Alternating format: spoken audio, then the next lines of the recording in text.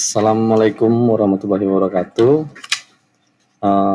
Saya akan mempresentasikan makalah tentang yang berjudul Manajemen Operasi, Peramalan dan Kesalahan. Peramalan yang disusun oleh saya sendiri, dan untuk makalahnya disusun oleh kelompok.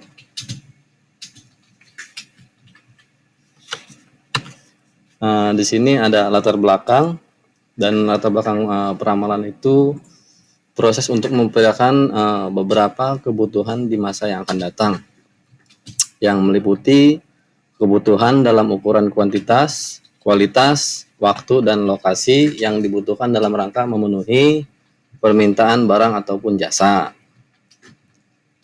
Tujuannya peramalan untuk mengkaji kebijakan perusahaan yang berlaku saat ini di masa lalu, serta melihat sejauh mana pengaruh di masa datang. Peramalan diperlukan karena adanya tipe lag atau delay antara saat suatu kebijakan perusahaan ditetapkan dengan saat implementasi. Yang ketiga, peramalan merupakan dasar penyusunan bisnis pada suatu perusahaan sehingga dapat mengingatkan efektivitas suatu rencana bisnis. Dan untuk pembahasan peramalan adalah proses untuk memperkirakan beberapa kebutuhan di masa yang akan datang, yang meliputi kebutuhan dalam ukuran kuantitas, kualitas, waktu, dan lokasi yang dibutuhkan dalam rangka memenuhi permintaan barang ataupun jasa. Dan dalam kurung sini ada Nasution tahun 1999. Peramalan merupakan aktivitas fungsi bisnis yang memperkirakan penjualan dan penggunaan produk, sehingga produk itu dapat dibuat dalam kuantitas yang tepat. Merupakan dugaan terhadap permintaan yang akan datang berdasarkan beberapa variabel peramal, sering berdasarkan data deret waktu historis. Kegiatan peramalan merupakan bagian integral dari pengambilan keputusan manajemen. Peramalan mengurangi ketergantungan pada hal-hal yang belum pasti atau intuitif. Peramalan memiliki sifat saling tergantungan antar divisi atau bagian. Kesalahan dalam proyeksi penjualan akan mempengaruhi pada ramalan anggaran, pengeluaran operasi, arus kas, persediaan, dan sebagainya. Dua hal pokok yang harus diperhatikan dalam proses peramalan yang akurat dan bermanfaat. Di sini ada jenis-jenis forecasting atau peramalan. Yang pertama, peramalan ekonomi.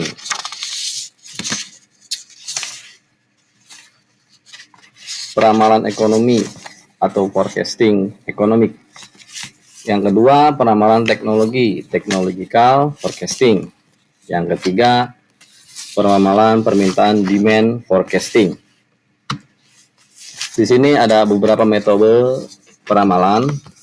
Di sini peramalan bisa dibagi-bagi dan dilihat, ini ada beberapa tabel dan beberapa kotak. Di sini kita bagi-bagi menjadi ada model kualitatif, kuantitatif, terus time series, kausal, regresi, smoothing, rata-rata, moving average, dan exponential smoothing. Kesalahan peramalan. Peramalan pastinya tidak akan lepas dari kesalahan atau error, karena tidak ada peramalan yang pasti, akurat. Meskipun menggunakan berbagai macam metode peramalan, dalam menggunakan berbagai macam metode peramalan, maka kita harus memiliki hasil atau metode yang mendekati akurat. Hal ini bisa dilihat dengan menggunakan pengukuran kesalahan atau penghitungan error, kesalahan peramalan, atau ketidakpastian permintaan. Haruslah digunakan sebagai input utama dalam keseluruhan keputusan rantai. Perkiraan mengenai ketidakpastian permintaan seringkali dilupakan dalam melakukan peramalan, sehingga menghasilkan estimasi yang sangat luas di antara tahap-tahap dalam rantai pasok. Di sini ada metode analisis kesalahan peramalan. Di sini ada yang pertama tuh MAD atau mean absolute deviation. Yang kedua MSA, mean square error atau MSA. Yang ketiga MFA, mean forecast error. Dan yang keempat MAPE atau mean absolute percentage error.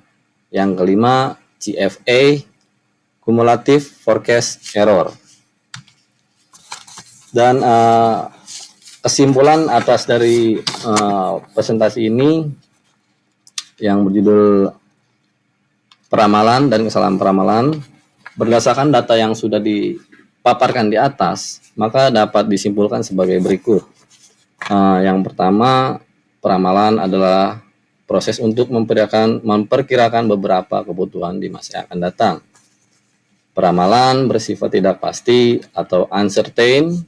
Permintaan tidak pasti karena ada beberapa faktor, yaitu karena adanya kompetisi, perilaku konsumen, siklus bisnis, upaya penjualan, siklus hidup produk, variasi random, dan lain-lain. Yang kedua, terdapat 3 macam peramalan, diantaranya peramalan ekonomi, peramalan teknologi, dan peramalan permintaan.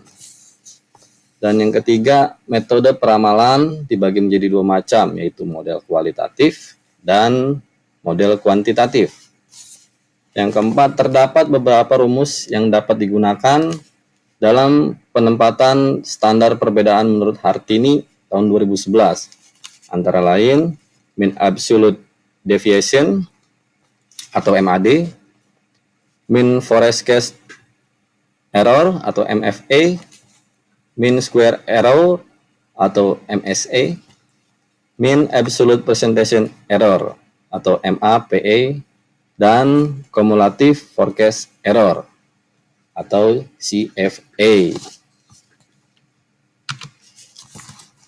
Sekian dan terima kasih atas presentasi saya.